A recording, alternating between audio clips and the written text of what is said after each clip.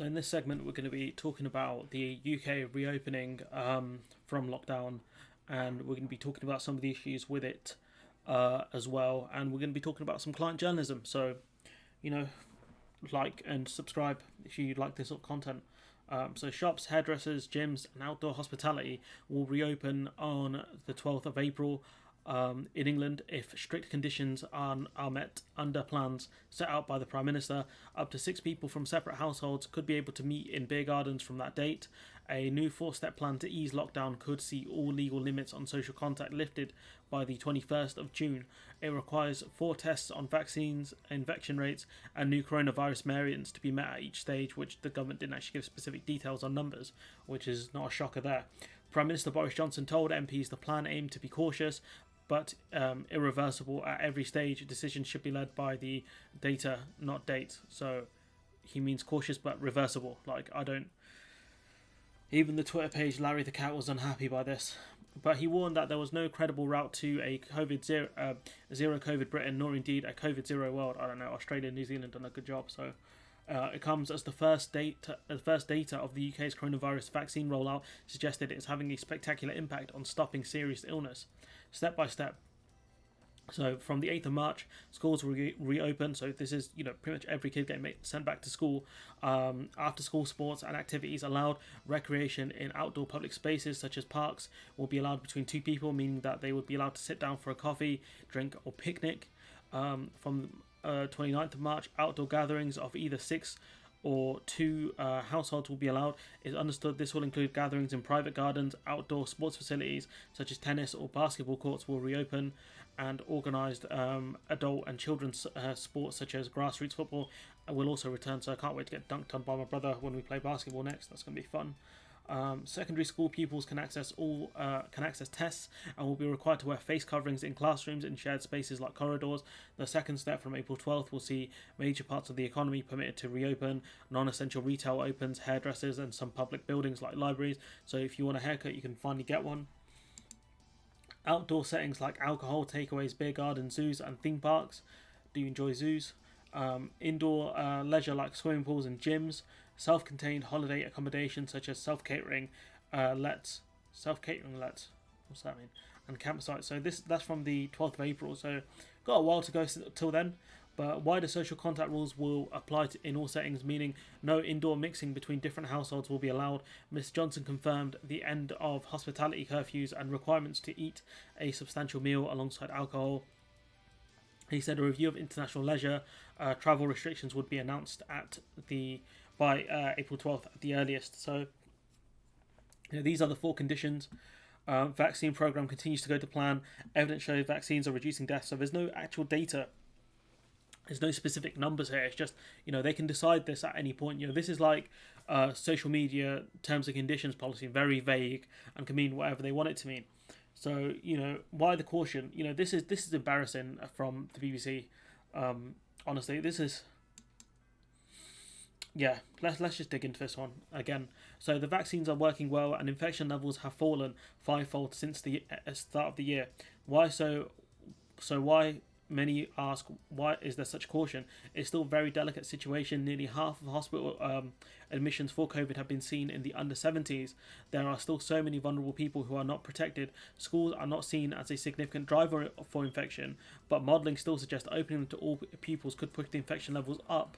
And from other, tweets that I've seen from other people, that schools reopening on, fully would push the R rate above 1, which kind of puts us back to not good levels.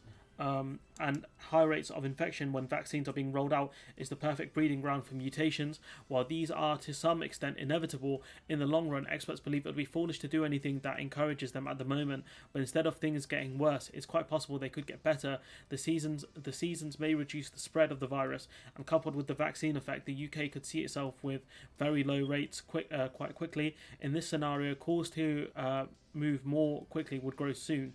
The devolved nations have the power to set their own restrictions. I think Nicola Sturgeon's coming out with something today or yesterday, depending on when I put this video out, but have largely moved in the same direction. Blah blah blah. You can see the numbers are falling. So total deaths 2 months trend, total cases going down, people in hospital going down, and total first vaccine doses is going down as well. So not great. So we go to, what does Chris Whitty think about this? So apparently a row has broken out over Boris Johnson's hopes for a Big Bang reopening of schools, as sources claimed it has run into resistance from Professor Whitty.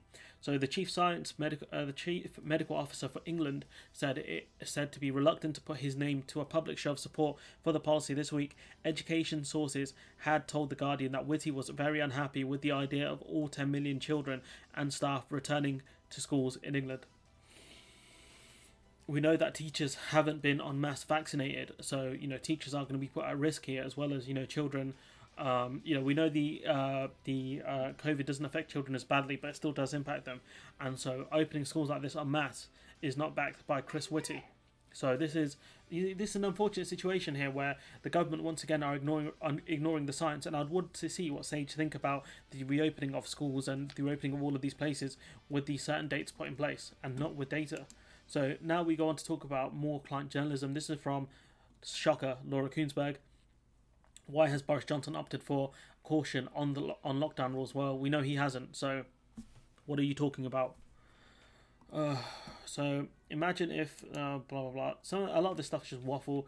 Apparently, freelancers get paid by the word. I don't know if that's true, but Laura Kuenssberg probably doesn't, because I've seen her write absolute short paragraphs. So she's talking about here the issue. So imagine that he had, Boris Johnson, a week later, instead of saying that the tide could be turned in 12 weeks, said we should prepare for kids to be out of school, that most shops would be closed on and off for months, that families who don't live near each other might not be able to see each other, and some of the most vulnerable people would have to shield at home from the disease, all for that time. So this is about, since last year. You would hardly believe it. He would hardly have believed it either. The Prime Minister's trademark used to be optimism, accused often of bluffing over detail to hope for the political best, which is kind of true, to be honest. Yeah, Mr. Johnson tries to steer the country towards the exit in the second year of the pandemic. The habit is not much in evidence. He has accepted the insistence of the chief medical officer that there will be long gaps between the steps of the lockdown. He's not accepting the advice on schools, though, is he? So also, despite the remarkable progress and excited rhetoric around the vaccine, there was an important acknowledgement from Mr. Johnson too, that it will never reach everyone, because obviously vaccine uptake, some people don't take it. So you need a lot of people, the vast majority of people, to take the vaccine for it to be effective, or super effective. The significant minority who will never take the vaccine will still therefore pose a risk. And while he has repeatedly promised the steps out of lockdown will be irreversible, inside government, of course, there is an awareness that this is just not the case. So why did he say it then? It is reversible, because if the numbers start ticking back up and the hospitalization of people starts ticking back up, you're going to have to reverse it. I don't understand why he said this. Everyone fervently hopes this is the last time, but an aggressive and unforeseen variant of the disease could interrupt the plan. Some massive upset with the vaccine rollout could knock things off course, blah, blah, blah. And the government also retains the right to bring back aggressive local lockdowns. So Mr. Johnson's strongest motivation for the go slow is the determination that this national lockdown can and should be the last. And so, she's being very defensive over, Boris Johnson here, talking about the science and all this stuff, when we know Chris Whitty doesn't back the school openings. So, we know that this specific decision with schools is not backed within the science. And I'd also be interested to know how many other decisions the government are taking with the sort of ending of the lockdown that are not based in science. I'd want to know that. And the fact that SAGE notes aren't always made public is very frustrating, because at the end of the day we should know what's going on in there. But, it's simply not the case. But, it's annoying. But, we've talked about, the fact that Chris Whitty won't back the schools reopening, and that, the lockdown is effectively ending soon. I do wonder what's going to happen, and I hope that this lockdown doesn't have to, the ending of the lockdown doesn't have to be reversed, because it is getting very painful just, being stuck at home all day. I get that a lot of people are struggling with mental health, physical health as well, not being able to see people, family members, friends, all that stuff. I get that 100%, and so it's going to be interesting to see, if Boris Johnson does proceed with the schools reopening fully, and the impact that has, especially since he's been warned about this. And the fact that Starmer has poo-pooed the idea of teachers going on strike over this, which they absolutely should be allowed to do if their schools aren't safe. Like, why are you putting teachers in harm's way when you don't have to? Especially since he wants schools to reopen on the 8th of March, and then a few weeks later there's the Easter holiday.